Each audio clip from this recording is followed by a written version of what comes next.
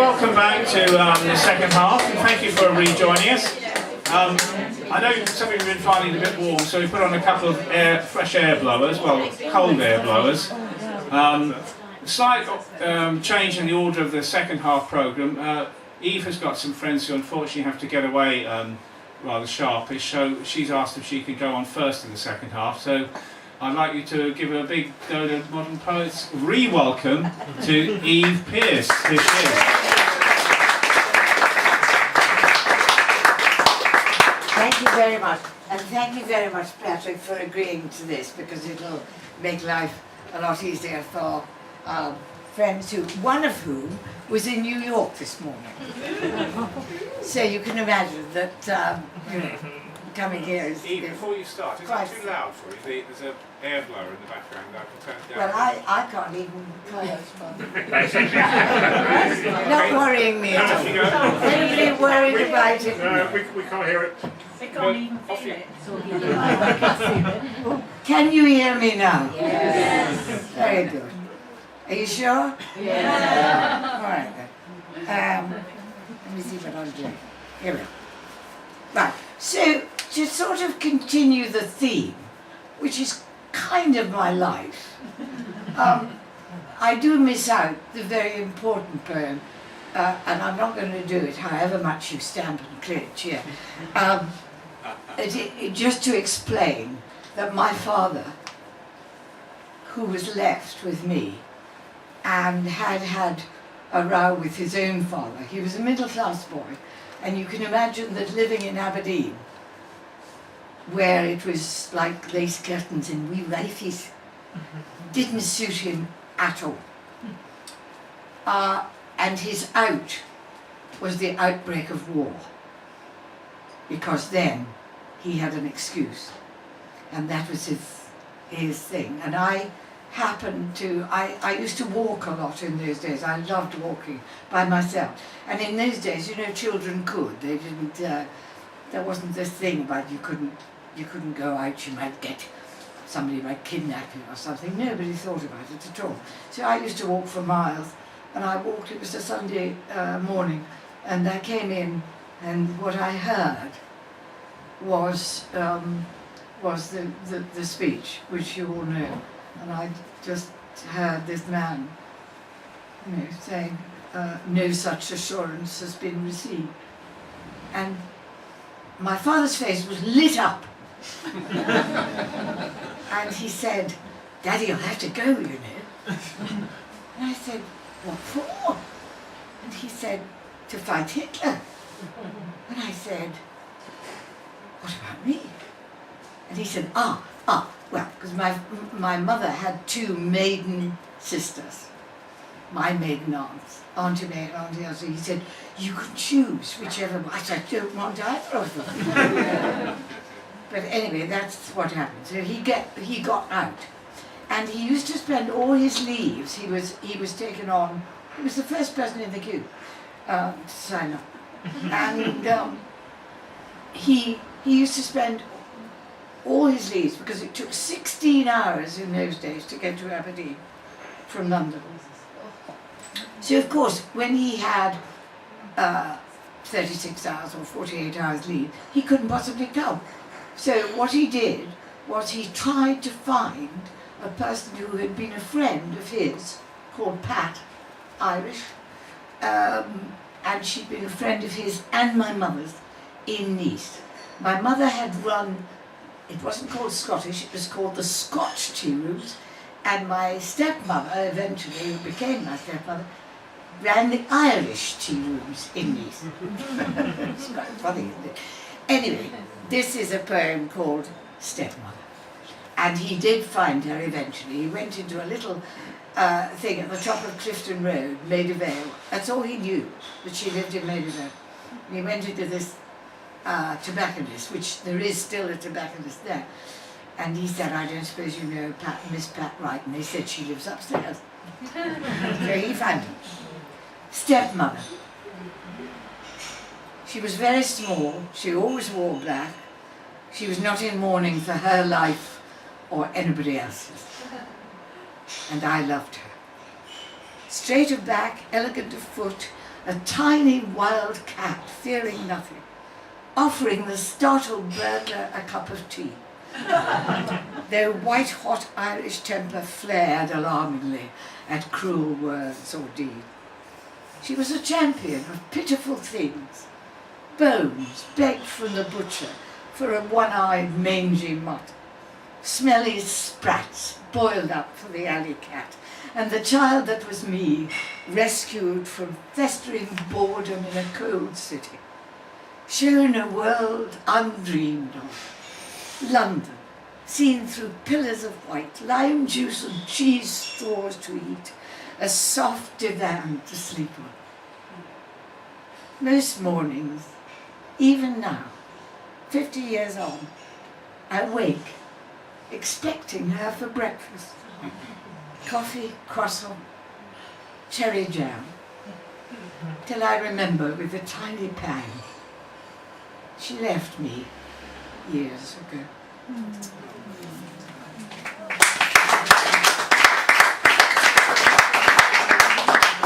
The next one, I did get a request, was I going to do this one? I was going to do it anyway, so I said. It's called My Life in Shoes, and it's very short really. My Life in Shoes. 2 years old, bare-toed sandals in Mediterranean sun. At 4, Wellington boots plough through Scottish snow. 7 brings morning black patent for mummy. New brogues travel to London at 12. High-heeled straw sandals herald maturity. Navy blue marriage suedes promise too much. Principal boy, satin heels with fishnets. Low heels for pregnancy 3 times. Happiness, despair. The seesaw, so many shoes. Old now, fear falling. Non-slips, low with Velcro bar.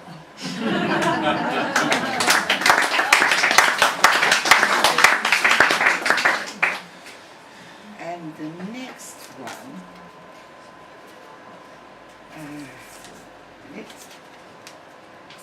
sorry about this, but I find it even more difficult if I put those little yelly things in that people seem to like, but I don't.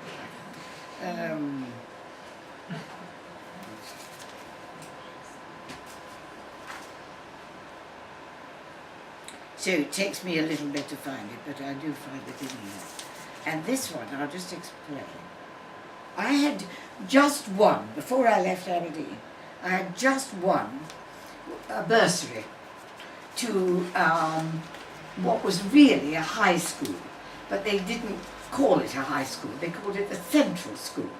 And so when I came to London, nobody knew what the Central School was. They had no idea what kind of school it was.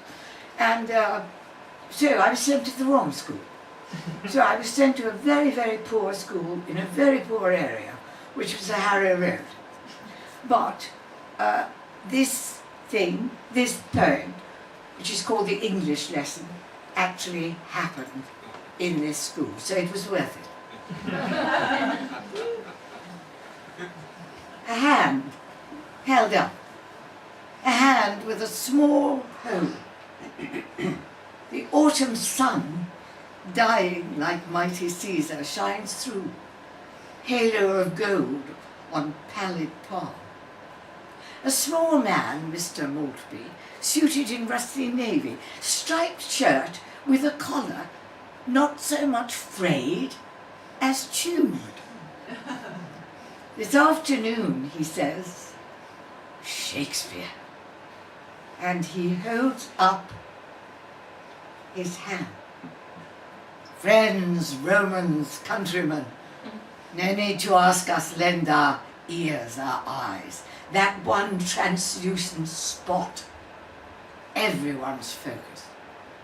Then I remember, cornered at playtime, being told, bullet went straight through his hand.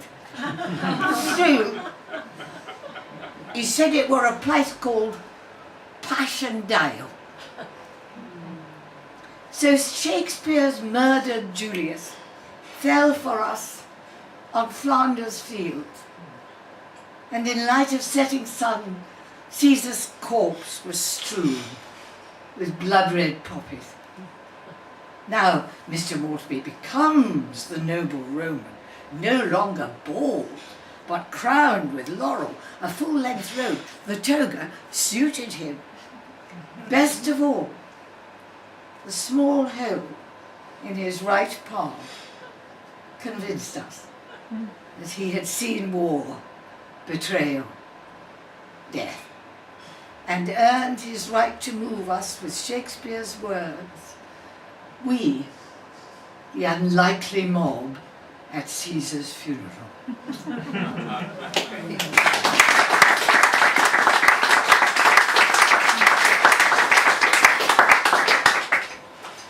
And the next one is kind of obvious. I had been really rather stupid, but you know, in those days you were, because people didn't live together. It's very much better now when you live with somebody and then you kind of get to know them. And you don't make the terrible mistakes we did, because in those days, to find out about love, you married somebody. You didn't live with them, you married them. Sylvia and Ted, Sylvia Plath and Ted Hughes did exactly the same thing in the same year as we did. What am I going to read you? Oh, yes. Remember? 42. So we've now got to the first marriage. Right. It isn't going terribly well, because he wanted children, and I knew by then that I did want children, but I didn't think it was going to last, and indeed it didn't. And this is the sort of what happened. My first love, Jimmy, wore maroon, a corduroy jacket, easy to fall for, given he was tall and handsome, and I, all of 17. Add Chekhov. I was that seagull. And you've got a match. Love seemed to beckon. How was one to know? Except by trying, like Sylvia and Ted. So after we agreed to join his choir, Dr. Soper married us in Kingsway Hall. Then I learned what love was not. Jimmy did too, I suppose. Dancing now to a different tune, she with her Ema Sumac voice, the star act in Astor's nightclub in Berkeley Square. No nightingale. Still, he had eyes only for her. Shall we, darling? Left me at the table without a glance. I was hurt, incredulous. But his friend, the boy with the red gold hair, won't stop talking. Look at me, not him, he seems to say. Passion streams from him. Football, for heaven's sake. Man United, you guessed it. Eventually he worked his magic, offered to take me home. 60 years on, and he's long gone to a wife who doesn't do football. But I have 3 great children. The last a strawberry blonde, and now a granddaughter with that same hair. Genes are odd. Born to the dark-haired sister. It's rare I miss a match when United play, mostly on the telly now, of course. The beautiful game, it seems, lasts longer than love. I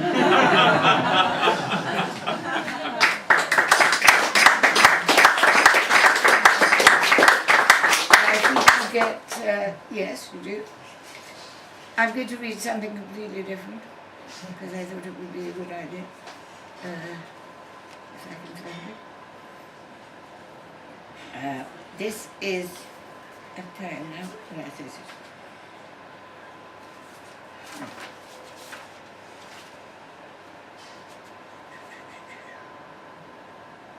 Oh, that's very odd. Oh, I read a different one. That's the thing to do, so I can't find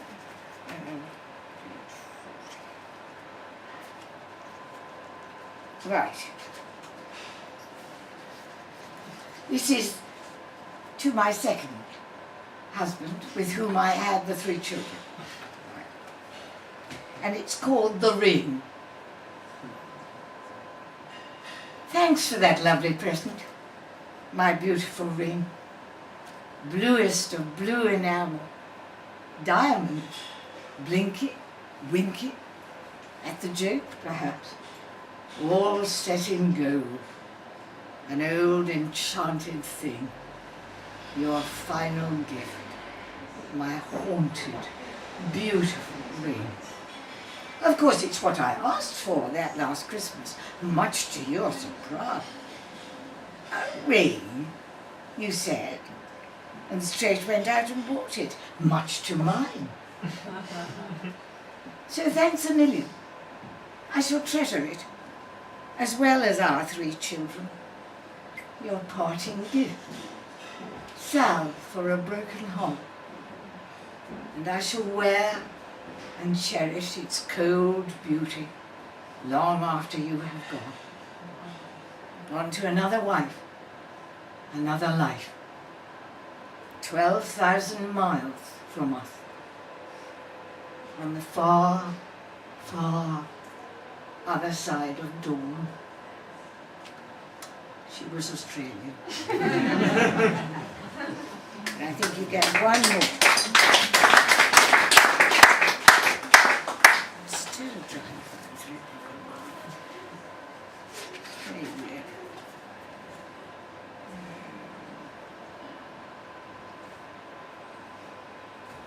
Oh, here we are. Here we are. Now this has nothing to do with anything except that I am very, very fond of Lorca, and indeed have acted in Lorca in a play called Dona Rosita at the Bristol Old Vic. So this is a poem for Lorca. It's called 3 o'clock in the morning. I dreamed of you again, Federica Garcia Lorca. As always, a scent of roses came before you appeared, on a white horse, a garland round her neck, her flanks drenched with sweat. Federico Garcia Lorca, why do you come to me? Can I stop the bullet in the field?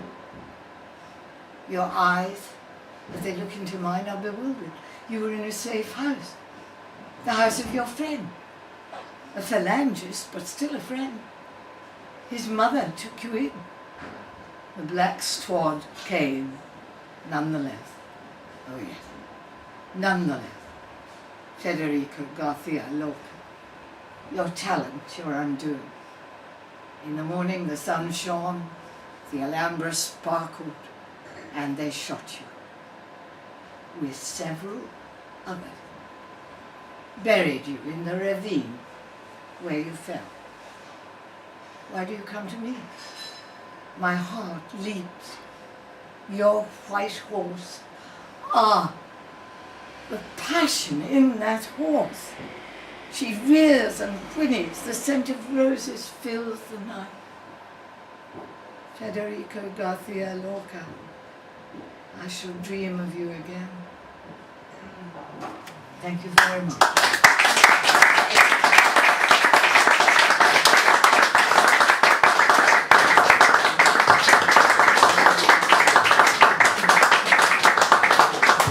The life and fascinating times of Eve Pearce. More applause, please, for Eve.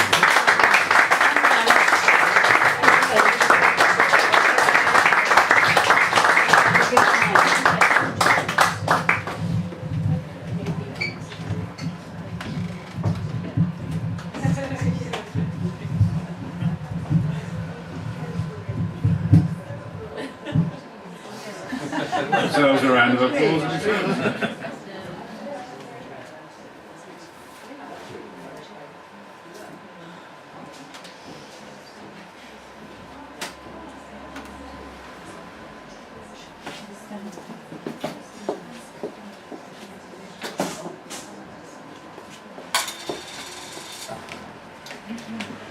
Okay, welcome back to me.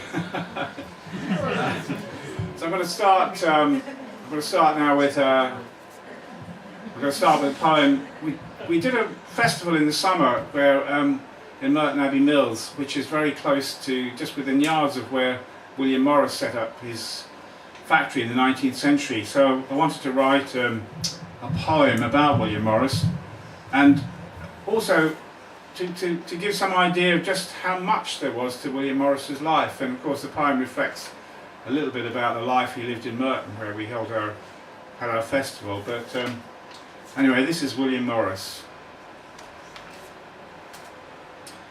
Here where we are tonight, William Morris set the world alight, producing textiles for discerning homes, and some whose furniture included thrones.